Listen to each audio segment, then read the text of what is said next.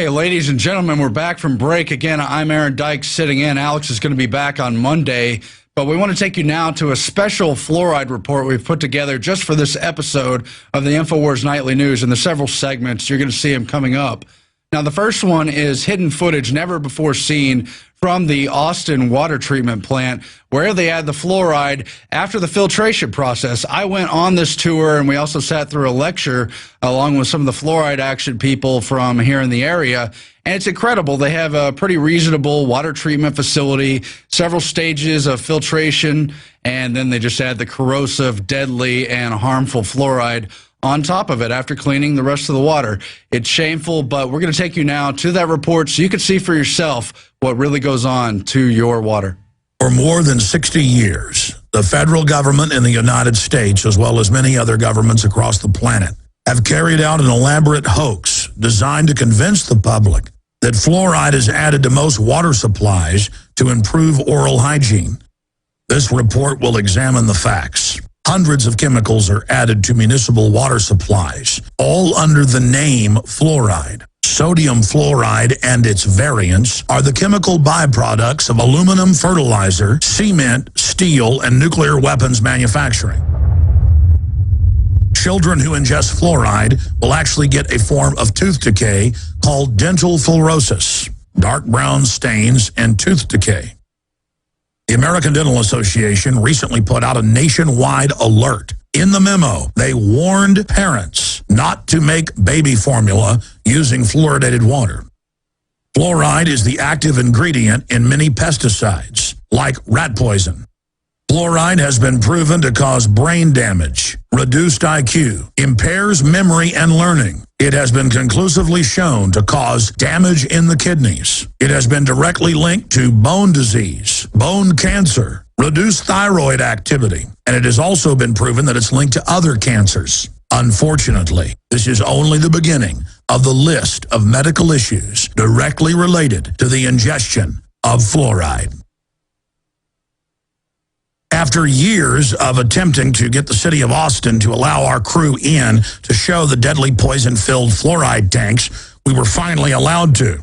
But the tour guide at the water treatment plant told us that it was their policy that we not shoot video. Well, it's our policy to show the people of Central Texas and the world who are being forcibly fluoridated to see the truth. It is our policy to resist tyranny. So here's the footage. Okay, that's what it is. So storage tanks are in that building. So there's tank 2 and tank 1.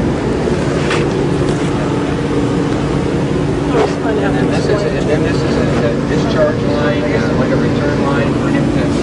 Well, you know, we have things in containers. The tour guide even jokingly pointed out the fact that the fluoride acid would eat holes in the concrete and paint. See this corrosion here? This is not corroding just from the air. This is from acid vapors in here, okay? So they've had to go in and it looks like replace this, okay? They had to take it out, it looks like. Here you can see the pipes where they lovingly pump the carcinogenic, brain-eating chemical weapon into you and your children's water supply. This type of fluoride-based acid has the CDC's highest danger rating of number 4. Again, it is in the most dangerous class of chemicals with an MSDS health rating of 4. Life-threatening, major or permanent damage may result from a single or repeated exposure. Organ failure, cancer, the list goes on and on, all purposely pumped into your water supply. If sodium fluoride and its other variants are so dangerous, then why are more than 70% of U.S. cities forcing it on their citizens as a form of forced medication? Eugenics is the long-standing plan of population control and domination being quietly carried out by those who are determined to bring about a one-world government and a new world order. Fluoride was used by the Nazis to poison the water in the concentration camps and slave labor camps. The Nazis knew that the brain-damaging effects of fluoride would enable them to control the populations with more ease. Today, fluoride is being forced upon Americans in more than 70% of the country. This is not law, it is a federal mandate. Because the population is becoming aware and medical doctors are speaking out, The feds are now lobbying states like Arkansas to pass laws commanding local governments to add high levels of sodium fluoride to their water supplies. As Americans are becoming more educated about the issue, many activists are standing up to water fluoridation and laying the groundwork for taking it out of their water supply. Dr. Paul Connett is the executive director of the Fluoride Action Network. Thanks to Dr. Connett's efforts, the Calgary City Council voted 10-3 to remove toxic substances from their public drinking water. A few days ago, it was finalized that Calgary in Alberta, that's 1.1 million people, are now going to be fluoride free. Now many other cities in the U.S. and across the world are following suit. And that's why the establishment is striking back. Tim Cameron of Mount Clemens City, Michigan, proposed to his city council to have all fluoride removed from the tap water, and won with a 6-0 vote. Agenda item 9C, request commission approval of a resolution rescinding the addition of fluoride at the City of Mount Clemens water filtration plant. I need a motion, please. Motion to approve a resolution rescinding the addition of fluoride at the City of Mount Clemens water filtration plant. Second. Roll call, please. Campbell? Yes. Drager? Yes. Gager? Yes. Hill? Yes. Johns? Yes. Flesh? Yes. Motion passed unanimously. That's what one man did by simply presenting the scientific facts to his council. State Representative Dr. Joe Hensley of Tennessee sent letters to every district in his state urging them to stop adding fluoride to the drinking water, and has had very successful results. In future reports, we will document the fact that under the name fluoride, upwards of 300+ chemicals are legally added to your water supply. Americans are forced to drink a literal toxic waste stew that is left over from different industries who would have to pay to store the toxic waste. Instead, our cities, in some cases, pay millions of dollars a year for the poison. The good news is people all over the world, not just the United States, are waking up. Right here in Austin, we're seeing more and more restaurants advertising that they have fluoride-free, healthy, clean, filtered water. Our reporter, Darren McBreen, traveled to one of these restaurants to talk to the owner. Darren McBreen. Thanks, Alex. We're standing outside of Hop Dotty's, a local hamburger restaurant located in South Austin. Now, this is just one of the many restaurants in town choosing organic and locally produced ingredients over GMO and conventionally farmed foods. However, Hop Dotty's has taken this trend one step further. They're also removing the fluoride as well as other toxins from the drinking water that they serve their customers. You'd be surprised that it's a small percentage that really appreciate it, but the ones that do understand what fluoride does to you, they are ecstatic. They love seeing that. Sodium fluoride is a chemical byproduct of aluminum, phosphate, cement, steel, and nuclear weapons manufacturing. It reduces IQ, impairs memory and learning. It has shown to poison kidney function. It causes bone disease as well as reduced thyroid activity and is a proven cause of cancer. Well, not only is it bad for humans, it's also bad for animals of all kinds as well. I just don't understand why fluoride needs to be in the water to begin with. I do not think it belongs in our water supply. I said it's for promoting like tooth health, oral hygiene and stuff like that. It's supposed to be good for your teeth. Anything in the water supply doesn't sound like something that I'd be for. So if I know something's being put into a water supply that doesn't necessarily have to be there, I'd rather it not be there. Back in elementary school, they made you like gargle that stuff and like wash your mouth out with it. But I just remember it made me sick every time I had it. So it's like, I don't know if it needs to be in my water. I think it's just awful. I don't think anything should be added to the water supply that doesn't need to be added. And it just sounds scary. Anything that's being put into a city's water supply without everybody's consent. So would you like to see all the restaurants turn the corner like you are and remove the fluoride from the drinking water that they serve their customers? Well, I like to see the city turn the corner and remove all the fluoride and not burden everyone with putting RO systems in their restaurants. I think that'd be the best way to do it. But I think that we can get the word out by doing that, and I would love to see more restaurants do that. Well, you know, a lot of advocates are starting to educate people, and more people are becoming aware of the dangers of sodium fluoride. In fact, right down the street, Hop Dotties they've made a conscious decision to remove the sodium fluoride from the drinking water that they serve their customers. What do you think about that? I think it's great. I actually go over there quite a bit. I appreciate it, yeah. I don't want, if they can filter out anything, the more filtration of the water, the better. I think it's great that they're standing by something they believe in. I'd like it if a lot more businesses started to do that. They actually spent the money to take it out of their own water supply. I think that's pretty cool.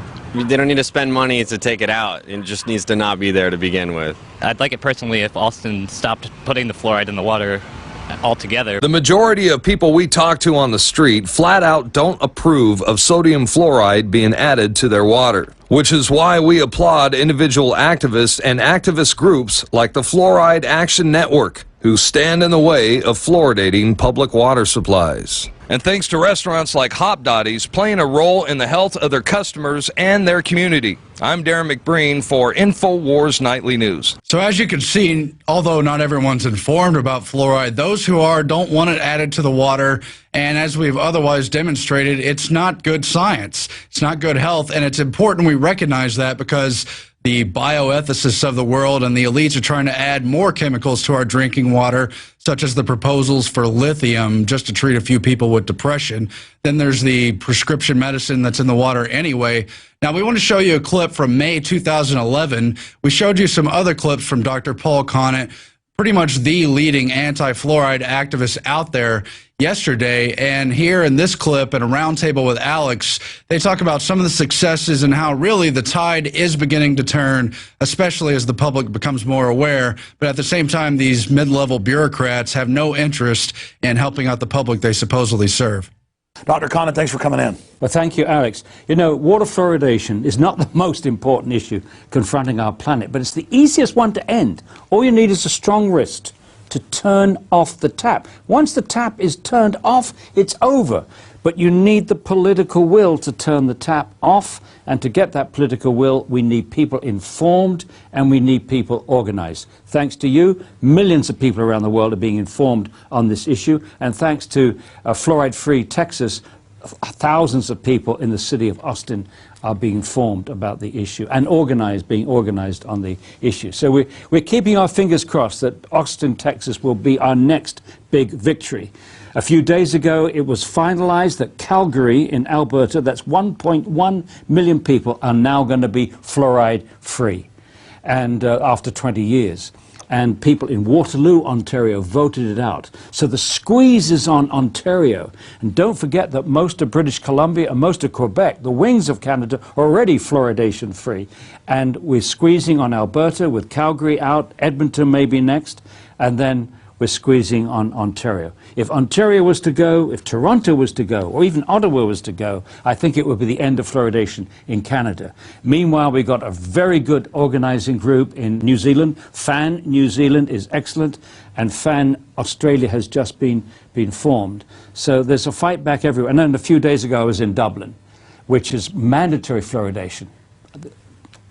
Because of American pressure back in the 1960s, Ireland has mandatory fluoridation. It's the odd man out in Europe.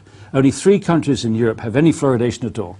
England at 10%, Spain at 3%, and Ireland at 73%. But lots of people in Ireland don't want this fluoride in their water. But many other people don't know it's there. Now, you've been talking about some of the big cities that are going fluoride-free. I've seen reports like towns outside Austin, like Lago Vista, having it removed. Other cities not putting it in. Big fights in places like San Diego, where they've had to bring in supposed private money to do it. I've tried to work out for 15 years. You notice in our book, it's the last chapter, trying to understand motivations. Now, for the rank-and-file dentists and doctors, it's very simple. They're too busy treating patients to read the literature. Most of them don't. You've got a wonderful guy in Austin, Griffin Cole. He's a dentist. He has read the literature, and he's very much opposed to it. Very important man, Griffin Cole. But most dentists and doctors don't have time to read the literature. We do, of course, 3 professors here, retired professors at that. Then you got the people in the middle of the bureaucracy. Basically, they are trained not to question policy. Policy is determined in Washington or in the Senate. It's like the military. They follow orders. They follow orders, literally. And the CDC, remember, is in uniform. It's a uniform branch of the Department of Health and Human Services, CDC. They're in uniform. Surgeon General. As you say, it's a chain of command.